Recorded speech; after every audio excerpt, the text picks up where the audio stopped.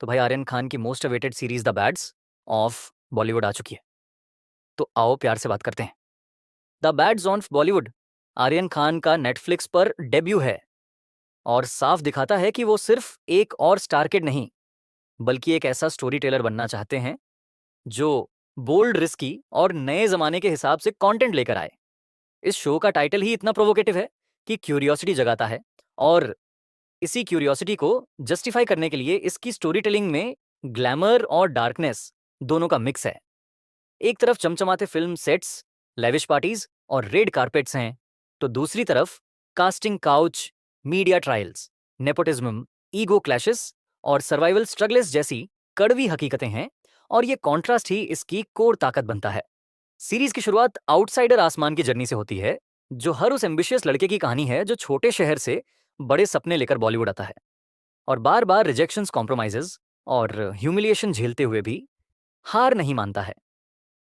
असमान का कैरेक्टर इतना रिलेटेबल है कि ऑडियंस उसमें खुद को देख पाती है। उसके डायलॉग्स और इमोशनल हैं, लेकिन वही उसे दिल के करीब बना देते हैं। असमान के पैरेलल चलता है करण का कैरेक्टर, जो नेपोटिज्म का सीधा प्रतीक है, एक स्टार किड जिसे सब कुछ बिना मेहनत के मिल जाता है। उसका एरोगेंस और शेलोनेस कई बार चिढ़ाता है, लेकिन वही इस इंडस्ट्री के अनफेयर सिस्टम की असलियत दिखाता है। और आर्यन ने उसे सिर्फ विलेन नहीं, बल्कि फ्लॉयड ह्यूमन की तरह लिखा है, जिससे उसका ग्रे शेड बिलीवेबल लगता है। इसी इक्वेशन में आती है रिया, फीमेल लीड और स्ट्रगलर एक्ट्रेस, जिसका कैरेक्टर इमोशनल भी है और लेयर्ड भी। वो आउटसाइडर है, उसकी एम्बिशन स्ट्रांग है और कॉम्प्रोमाइज से इनकार करने की कीमत भी उसे चुकानी पड़ती है।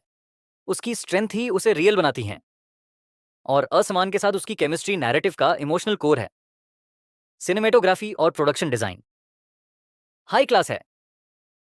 हर फ्रेम रिच, डिटेल्ड और विजुअली स्टनिंग है, चाहे वो लग्जरियस बंगलों का पार्टी सीन हो, फिल्म सेट हो या स्ट्रगल फील्ड, अंधेरी गलियां।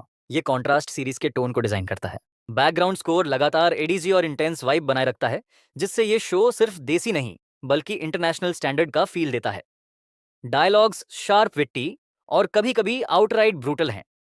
असमान के डायलॉग्स रॉ और इमोशनल, करण के एरोगेंट और सरकास्टिक, रिया के वल्नरेबली, लेकिन स्ट्रॉन्ग माया के मैनिपुलेटिव और विक्रम के ब्लंटली प्रैक्टिकल।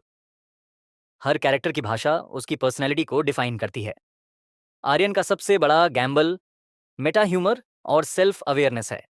कई सीन्स में ऐसा लगता है जैसे बॉलीवुड खुद पर हंस रहा है, खुद को एक्सपोज कर रहा है, और यही रेयर हॉनेस्टी इस शो को खास बनाती है।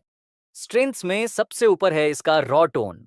ये सीरीज बिना फिल्टर के वही दिखाती है जिसे लोग अक्सर छिपा देते हैं।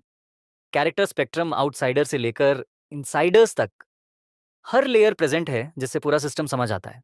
वीकनेसेस भी हैं। स्टोरी लाइन कुछ जगह ड्रैग करती है, कुछ एपिसोड्स अननेसेसरी लंबे लगते हैं। इमोशनल कनेक्ट उतना गहरा नहीं बनता, क्योंकि कुछ बैक स्टोरीज अंडर डेवलप्ड हैं। कुल मिलाकर द बैड्स ऑफ बॉलीवुड एक ऐसी सीरीज है जो तो पूरी तरह फ्लॉलेस नहीं है, लेकिन इतनी बोल्ड और एंगेजिंग है कि आप इसे इग्नोर नहीं कर सकते। ये ग्लैमरस भी है और ग्रिट्टी भी, एंटरटेनिंग भी है और अनकंफर्टेबल भी, और यही ड्यूलिटी इसे यादगार बनाती है। आर्यन खान ने इस शो से साफ दिखा दिया है कि वो सिर्फ इनहेरिटेड आइडेंटिटी पर नहीं टिकना चाहते, बल्कि खुद की क्रिएटिव स्पेस बनाना चाहते हैं, और इस सीरीज में लग भी रहा है। चलो मिलते हैं। Tata, bye bye.